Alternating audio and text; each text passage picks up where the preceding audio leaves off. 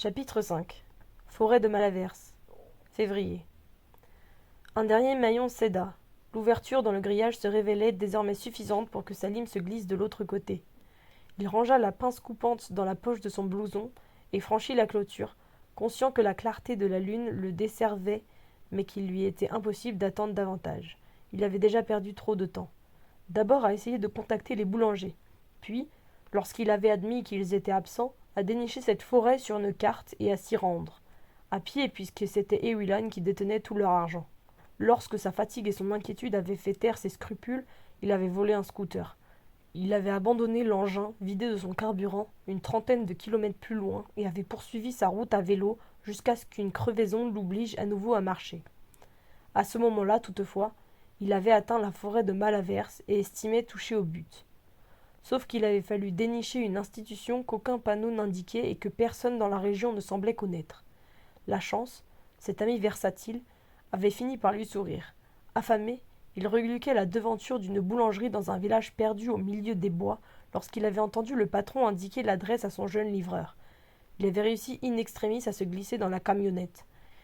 Il calcula que 2 bonnes semaines, peut-être davantage, s'étaient écoulées depuis qu'ils avaient quitté Guadalaviar. Quelqu'un allait sans doute s'inquiéter, les secourir. À peine cette idée eut-elle surgi dans son esprit qu'il s'empressa de la repousser. À supposer que Maniel donne l'alerte, il ne connaissait aucun Nalavirien en mesure d'effectuer le grand pas. Ensuite, si lui, Salim, comptait sur une aide extérieure, il allait perdre en efficacité, et il avait besoin de l'intégralité de ses moyens. Échaudé par ses précédents échecs, il avait pris le temps, caché dans les bois, d'étudier l'institution et en connaissait tout ce qu'un observateur extérieur attentif pouvait en connaître.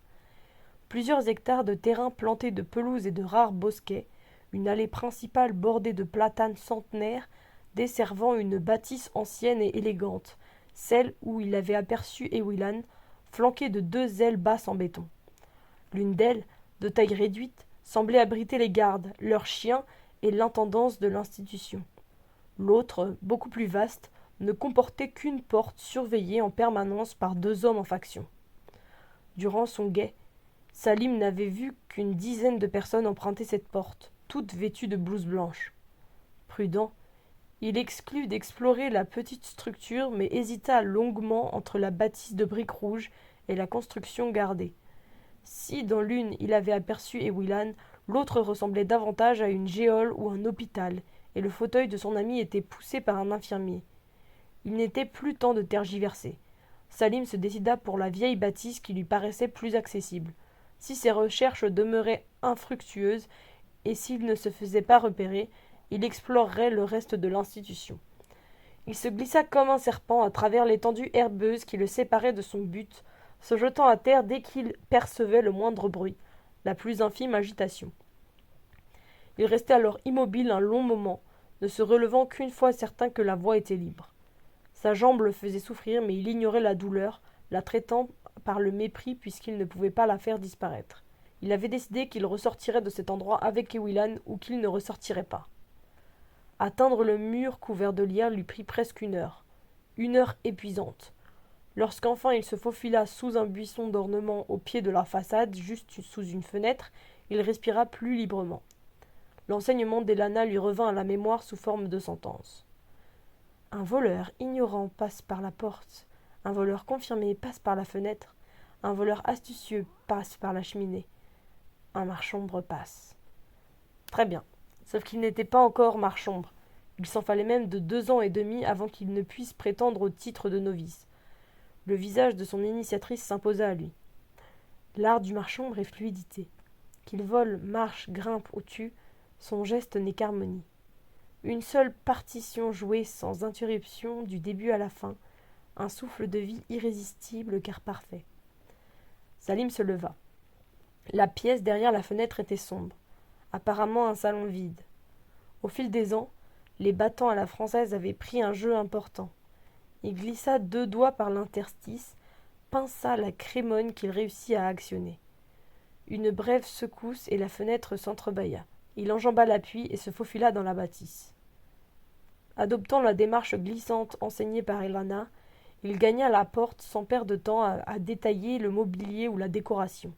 Il rejoignit très vite un large couloir dont le sol était recouvert d'un épais tapis qui étouffait ses pas. La maison était parfaitement silencieuse. Salim sentit au plus profond de lui-même qu'Ewilan ne s'y trouvait plus. Pourtant, résolu à ne négliger aucune piste, il poursuivit son exploration. Il parcourut ainsi 12 pièces, toutes désertes, des salons pour la plupart faiblement éclairés par la lumière tamisée des appliques de sécurité. Salim eut un serrement au cœur lorsqu'il pénétra dans le bureau où il avait aperçu Ewilan et... Non. Il avait dû être victime d'une hallucination. C'était impossible. Il redoubla de vigilance, bien qu'il sût qu'il n'avait aucune chance de s'en sortir si son cauchemar se concrétisait. Des papiers étaient empilés sur la table. Il y jeta un coup d'œil. Des chiffres, des colonnes, des calculs, aucun renseignement susceptible de le guider. Il nota néanmoins l'entête des formulaires. L'institution, étude des PP, PES et PK, laboratoire attaché au ministère de la Recherche et de l'Intérieur. Son ultime espoir qu'il s'agisse d'un kidnapping organisé par une bande de malfrats s'effondrait. Ewilan le lui avait annoncé lors de leur dernier échange. Il avait eu de la peine à la croire, il devait maintenant s'y résigner. Elle était retenue contre son gré par une organisation gouvernementale. À l'extrémité du couloir, un hall immense pavé de marbre donnait sur l'extérieur par une imposante porte d'entrée, tandis qu'à l'opposé, un escalier permettait d'accéder en 2 paliers à l'étage. Salim posait le pied sur la première marche lorsque des pas se firent entendre, descendant dans sa direction. Il se jeta en arrière, et après un coup d'œil affolé autour de lui, choisit de se dissimuler dans l'ombre de l'escalier. Quelqu'un arrivait, quelqu'un qui ne jugeait pas nécessaire d'allumer pour se déplacer la nuit, quelqu'un dont la démarche, juste au-dessus de lui, résonnait, assurée et furtive à la fois. Quelqu'un que Salim avait peur de reconnaître. Les pas parvinrent à son niveau, s'engagèrent dans le hall en direction de la porte d'entrée. Le front emperlé par l'angoisse, Salim risqua un coup d'œil. Il contint à grand-peine un soupir de soulagement en apercevant une femme vêtue d'un tailleur strict et non la dangereuse créature qu'il avait redouté de découvrir.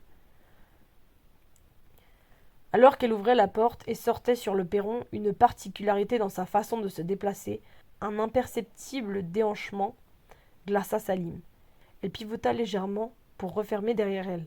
La lune éclaira son profil. Le doute devint impossible. Eléa Ril Morienval.